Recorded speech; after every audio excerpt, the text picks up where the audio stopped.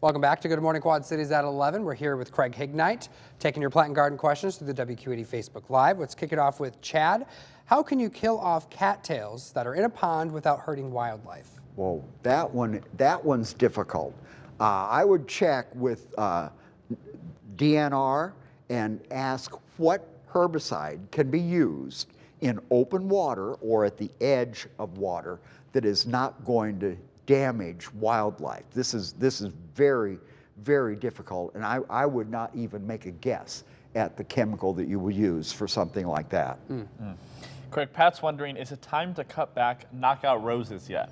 Still a little early. We're going to wait until mid-December to go ahead and do the first trimming on roses. Velma's wondering, will my zinnia seeds that have fallen off this year come up in spring? They can. They are, the seed is marginally hardy, but I bet that most of them are going to be gotten by the voles and mice and other predators out there. The best thing to do toward the end of the season, you let some of the flowers go to full maturity, and if you have any flowers left on the plants that have not shattered already, pick them, put them into a paper bag, let them dry for about a week, 10 days, shake them really good, then put that content in a Ziploc bag and put it in the back of the lettuce crisper for the winter. Cold, dry storage is how we get seed from one year to the next. Craig, Lindsay here, she's already planning for next year. She's wondering, what is the best time to shop for seeds for next spring?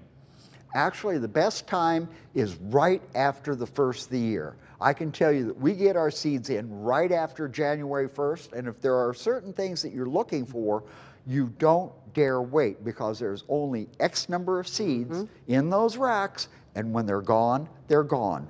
We don't have the ability to go ahead and reorder later in the season. Good tip there. Yeah. Chad wondering, my Christmas cactus is only blooming on the lower section. What is wrong? On the lower section, well, you have to remember that if this cactus has much age to it, the lower section is actually the top. They're like any plant that drapes, the buds form at the tips of the stems. Now, if you have a lot of tips across the top of the plant that have not formed buds, I'm guessing that the plant did not get the proper cool treatment. I always tell people, you put your Christmas cactus outside in the shade in September.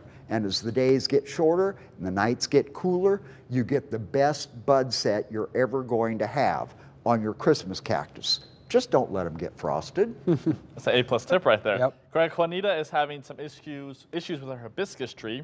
She says, I brought my hibiscus tree in, but it doesn't get a lot of light and all of the leaves are falling off. What should she do? Well, watch the watering. That's the biggest thing.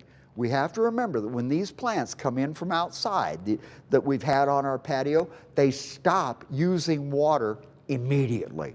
So they don't dry out nearly as fast. Remember that for every leaf that falls off that hibiscus, there's just that much less foliage to go ahead and take the water up out of the soil. So if possible, I know it's not getting a lot of light, but try and move it over as close to a window as possible and watch the watering. You would have to attempt to kill this plant from lack of water, but overwatering is going to knock the leaves off every time.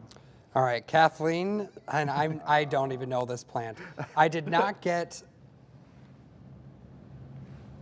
Penstemon? Oh, okay, penstemon. Okay, into the ground. Can I keep them alive indoors until spring?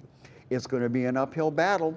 There again, if you've got them, I would be getting those plants buried in the garden somewhere, pot and all again.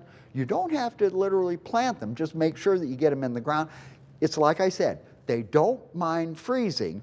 They just don't want to freeze thaw through the winter. If you keep them in the house, I don't know how much cold treatment penstemon has to have. They're one of the hardier plants in the garden. So in the house, I would have them in the sunniest window possible. I would treat them as a regular house plant, letting them dry out a little bit. And like any plant, always drain that excess when you do water, and past that, we're going to keep our fingers crossed.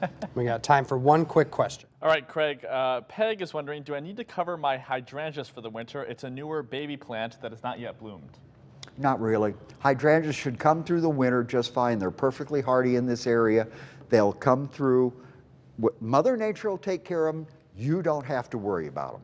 Don't worry about them. All right, Craig, thank you so much for joining us again this Wednesday. And be sure you join our Facebook Live each and every Wednesday, where you can put your questions in the comment section of the Facebook Live and be a part of the conversation. We'll be right back.